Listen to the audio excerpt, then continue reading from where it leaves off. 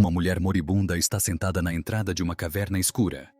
Ela tem menos de 2 dias de vida e está contando ao filho exatamente o que aconteceu dentro do Jardim do Éden. Detalhes que contradizem diretamente tudo o que foi ensinado ao mundo ocidental. O ouro nos leitos dos rios, a luz viva, a fragrância de uma árvore que não deveria existir. Este testemunho permaneceu selado dentro de um pergaminho etíope proibido, chamado O Conflito de Adão e Eva com Satanás, por mais de 1000 anos. E somente agora monges nas remotas terras altas da Etiópia estão permitindo que uma tradução completa chegue ao mundo exterior, do que ela se lembrava sobre o Éden. A primeira coisa que ela contou a Seth foi sobre a luz, não a luz solar, algo completamente diferente. Ela disse que a luz dentro do jardim não vinha de uma única fonte. Vinha de todos os lugares ao mesmo tempo. O próprio ar brilhava. O chão a refletia. As folhas a continham.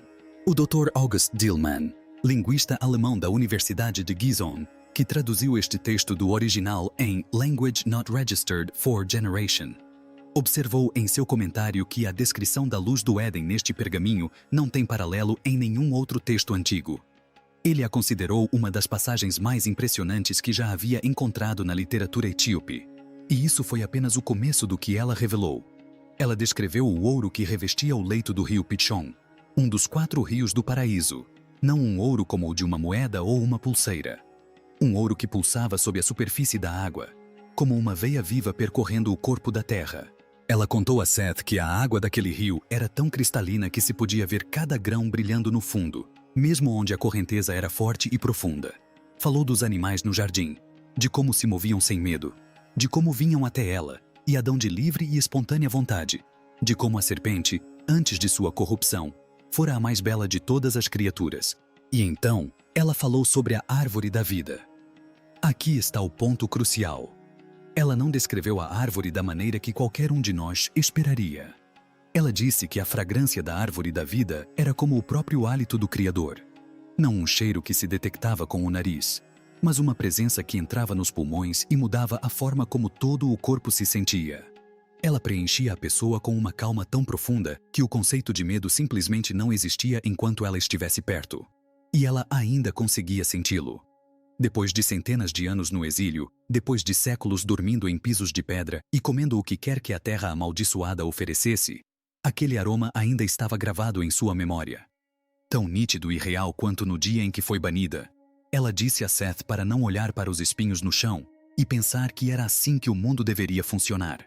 Os espinhos não eram o propósito, eram o castigo. A terra original era algo completamente diferente, algo que sua geração nunca tinha visto e não conseguia imaginar. Ela estava apavorada com a ideia de que, se morresse sem transmitir essa memória, seus netos cresceriam acomodados em um mundo imperfeito. Eles confundiriam os espinhos com o jardim. Aceitariam o exílio como lar. E isso era algo que ela não podia permitir. É aqui que a situação fica desconfortável para quem quer tratá-la como uma mera nota de rodapé. Ela era a guardiã da memória de toda a raça humana. Enquanto Adam se ocupava com o trabalho, o direito e a sobrevivência, era ela quem mantinha vivo o projeto do paraíso. Ela carregou isso como uma chama em um mundo que se escondia. E passou suas últimas horas garantindo que essa chama passasse para Seth antes de se extinguir. Os monges etíopes a honram exatamente por esse motivo. Eles não a chamam de a mulher que cometeu um erro. Eles a chamam de a primeira mestra dos segredos, a pessoa que se lembrou do caminho de volta para casa, caso você esteja descobrindo esse lado oculto das escrituras pela primeira vez. Inscreva-se agora mesmo. Estamos revelando textos proibidos que a história tradicional ocultou por séculos. E esta história está apenas começando. A viúva do mundo. Agora, deixe-me explicar a cronologia, pois a estrutura em si guarda um segredo que a maioria das pessoas desconhece completamente. De acordo com os pergaminhos, Adão morreu numa sexta-feira, o mesmo dia da semana em que foi criado. Há uma simetria deliberada nesse detalhe, inserida propositalmente pelos antigos escritores. Mas a mulher não morreu com ele. Ela sobreviveu a ele por exatamente 6 dias. E veja só, esses 6 dias não foram aleatórios. Eles foram um reflexo dos 6 dias da criação. Assim como o Criador passou 6 dias construindo os rios, os animais, as montanhas e as estrelas, ela passou 6 dias se desvinculando da terra.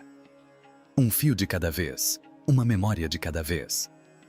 Dia após dia, ela se desapegava do mundo que conhecera por quase 1000 anos.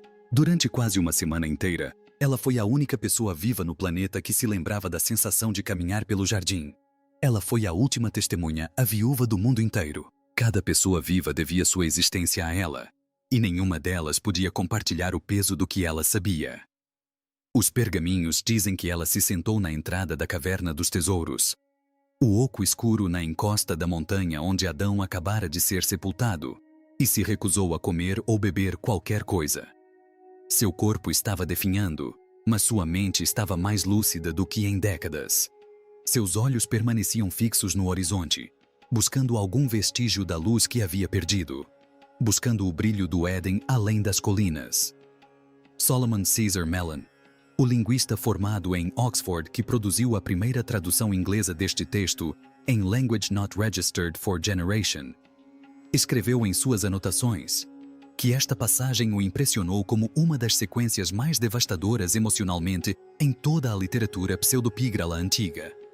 Ele disse que a imagem da primeira mulher sentada sozinha na entrada de uma caverna, faminta por escolha própria, a única humana viva que se lembrava do paraíso, o assombrou muito depois de terminar a tradução. Ela não estava simplesmente de luto. De acordo com o texto, ela funcionava como uma ponte entre dois mundos. O mundo físico atrás dela, repleto de seus filhos e netos, e o mundo invisível à sua frente, para onde Adam acabara de ir. Ela era o único ser humano capaz de perceber ambos os lados. Seus descendentes se reuniram ao seu redor, mas não conseguiam ver o que ela via. Não conseguiam ouvir o que ela ouvia. E essa lacuna entre a experiência dela e a deles é o que torna sua próxima revelação tão impressionante. A carruagem no céu. No quarto dia após o sepultamento de Adão, ela parou de falar. No meio de uma frase, silenciou. Seus olhos estavam abertos, mas ela não via ninguém ao seu redor. Seth a chamou pelo nome. Seus outros filhos a sacudiram gentilmente. Nada. Ela havia entrado em um estado que os pergaminhos descrevem como algo além do sono e além da vigília. Seu corpo estava presente na caverna, mas sua consciência havia ido para outro lugar completamente diferente. E então, aconteceu. O céu se abriu diretamente acima da caverna. Não uma rachadura, não uma separação gradual. O texto descreve como um rasgo violento e repentino, como um tecido sendo puxado por uma força poderosa demais para resistir. E ela não viu escuridão além disso. Ela não viu uma sepultura vazia esperando para engoli-la. Ela viu uma enorme carruagem de luz ofuscante descendo dos céus, puxada por 4 águias gigantescas cujas asas eram tão vastas e luminosas que bloqueavam o céu por quilômetros em todas as direções. A luz que emanava daquelas asas não era fogo. Não era luz solar. Era a mesma luz que ela se lembrava do jardim. Aquele brilho quente e vivo que parecia respirar e pulsar com intenção. E cavalgando naquela carruagem, cercada por fileiras de seres celestiais em formação precisa, ela viu a alma de Adão. Ele estava sendo escoltado para o alto pelos arcanjos Miguel e Gabriel. Mas eis a questão. Ela estava testemunhando a primeira alma da história da humanidade, sendo levada para a vida após a morte. Nenhuma pessoa viva jamais presenciou algo assim. E o que ela viu em seguida quebrou a corrente de culpa secular que carregava. Ela viu um lugar que o texto chama de Lago de Acarusian. Nessa visão, os anjos lavaram a alma de Adão em água cristalina até que suas vestes de luz, as mesmas que lhe foram arrancadas no momento em que foram expulsos do Éden, fossem completamente restauradas. Seu brilho retornou. Sua glória original voltou. Ele estava limpo. Sir E. A. Wallace Budge, curador de antiguidades egípcias e assírias no Museu Britânico, que passou décadas traduzindo manuscritos siríacos e etíopes, incluindo o texto relacionado da Caverna dos Tesouros, observou que o motivo da lavagem celestial e da restauração de vestes luminosas aparece em várias tradições antigas do Oriente Próximo, mas em nenhum lugar com a intensidade emocional encontrada na Etiópia. Ele descreveu a passagem como carregando um peso de redenção que transcendia suas origens textuais. Aquela visão destruiu algo dentro dela. A vergonha, a culpa, a crença de que ela havia arruinado tudo para sempre. Ela viu Adão sendo perdoado e compreendeu naquele momento que a morte não era um castigo, era um retorno. O exílio não era permanente, e essa compreensão transformou suas últimas horas. Ela não era mais uma mulher condenada contando os segundos. Ela era uma rainha se preparando para voltar para casa. E o que ela faria a seguir mudaria tudo. Porque as visões não pararam na carruagem. Elas se intensificaram em algo muito mais aterrador. A profecia final.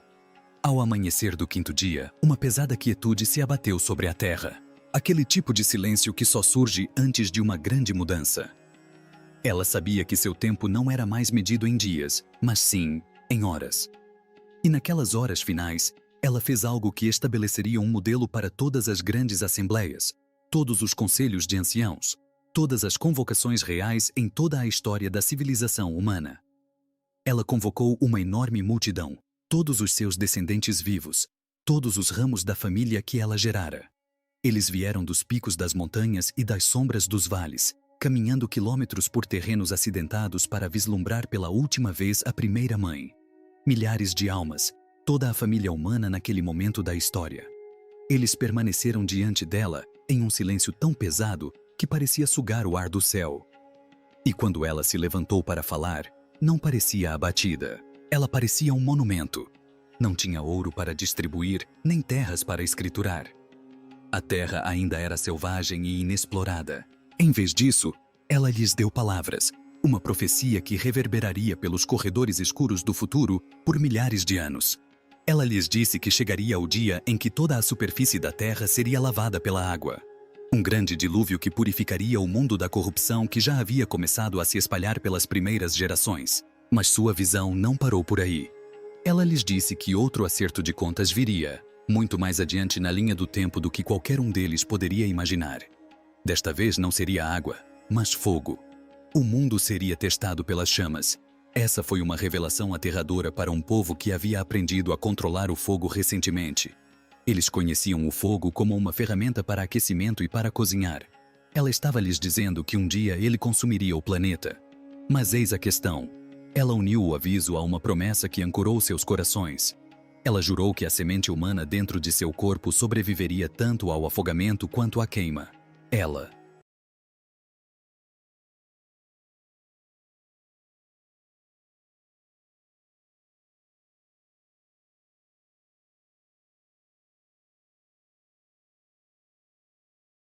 A linhagem sobreviveria a todas as catástrofes que o mundo pudesse lançar contra ela. Nenhuma inundação a apagaria. Nenhum fogo a consumiria. E ela falou de um descendente específico, nascido de sua própria carne, que realizaria o que nenhum outro ser humano na história do mundo jamais poderia fazer. Ele retornaria pelos portões trancados do jardim e traria toda a humanidade consigo. Cada alma. Pense nisso. Esta foi a primeira promessa registrada de um Salvador, feita a um mundo em sofrimento. E não veio de um rei sentado em um trono. Não veio de um sacerdote em um templo.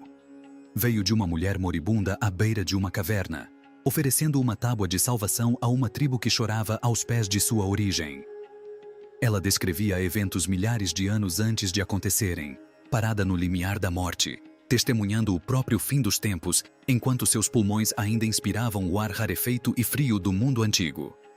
A parte mais impressionante, e a parte que a história apagou de seus registros oficiais, é que ela proferiu essa profecia com a autoridade de alguém que não estava apenas conjecturando. Ela estava relatando o que lhe fora mostrado, o casamento da sepultura. A transição do quinto para o sexto dia foi o momento em que o mundo físico começou a reagir.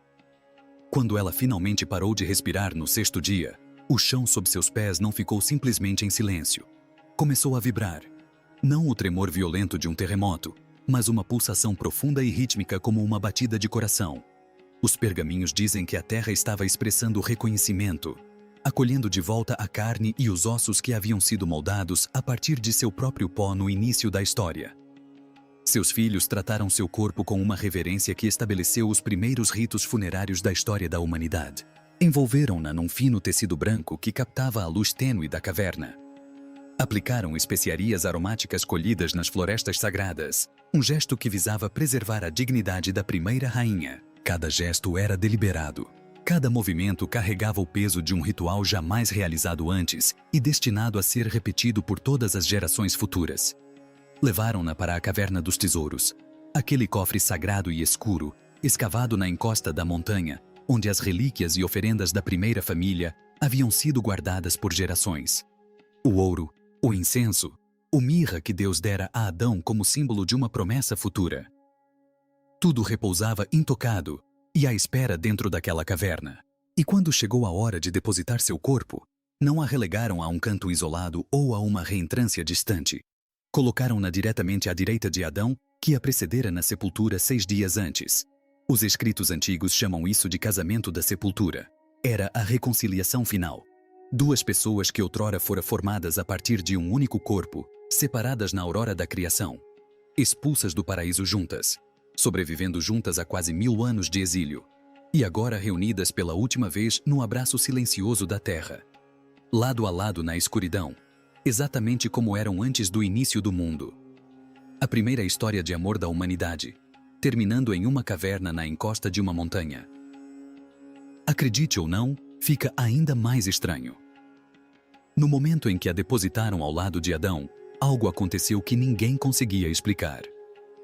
O ouro e as especiarias que ali permaneciam adormecidos por gerações começaram subitamente a exalar uma fragrância tão poderosa e incrivelmente doce que podia ser detectada a quilômetros de distância além da montanha. Pessoas que estavam longe da entrada relataram ter sentido um cheiro para o qual não tinham palavras, um aroma que não pertencia a nenhuma planta ou flor que já tivessem visto. Era como se o aroma do jardim perdido tivesse permanecido aprisionado dentro daquelas oferendas, selado e adormecido, aguardando aquele exato momento, e finalmente fosse libertado para o mundo, porque as duas metades da humanidade estavam reunidas. Aquele aroma sobrenatural persistiu por eras, um sinal físico tangível de que a promessa do Criador ainda estava ativa, ainda respirava, mesmo na quietude de um túmulo. Por que você nunca ouviu essa história? Então, por que quase ninguém vivo hoje sabe nada disso? A resposta é simples e incômoda. As pessoas que compilaram os livros da antiguidade mais aceitos tinham uma agenda específica. Elas se sentiam desconfortáveis com a imagem da primeira mulher como uma profetisa poderosa e líder visionária. Queriam uma história com uma lição moral, um símbolo de fraqueza, a origem do erro humano e nada mais. Então, elas a despojaram de sua morte, suas visões, suas profecias e suas últimas palavras de esperança, e a transformaram em uma personagem que existia apenas para cometer um erro. Mas os monges dos mosteiros nas altas montanhas da Etiópia se recusaram a cooperar. Eles entendiam que a história da raça humana está incompleta sem o testemunho da mãe. Guardavam esses pergaminhos com suas vidas porque acreditavam que a esperança do mundo foi expressa pela primeira vez por meio de seus lábios. Por 6 dias, ela fora a viúva do mundo, uma figura solitária de luto que demonstrou a cada geração futura como suportar os períodos mais longos e brutais da história sem perder a esperança. Ela morreu com os olhos fixos no céu, sonhando com o jardim por onde outrora caminhara e com o descendente que um dia conduziria seus filhos de volta por seus portões. Ela não morreu como um fracasso. Ela morreu como a primeira profetisa, a primeira mestra, a guardiã de uma memória tão poderosa que toda uma instituição religiosa passou séculos tentando apagá-la. Se uma história tão fundamental pôde ser enterrada por mais de 1000 anos, o que mais estará escondido naquelas cavernas nas montanhas? Que outras verdades estão seladas dentro de jarros de barro ou ocultas atrás das paredes de pedra de capelas esquecidas espalhadas pelas terras altas da Etiópia? A história completa do início ainda não foi contada, e a Bíblia etíope pode ser a única chave capaz de desvendá-la por completo. Você gostaria de viver Language Not Registered for Generation anos, se isso significasse ver o mundo mudar da maneira como ela mudou? Deixe sua resposta nos comentários. Inscreva-se e ative as notificações, porque em breve vamos nos aprofundar nos livros proibidos da Etiópia. E o que esses pergaminhos revelam sobre o que aconteceu após o dilúvio vai mudar tudo o que você pensava saber.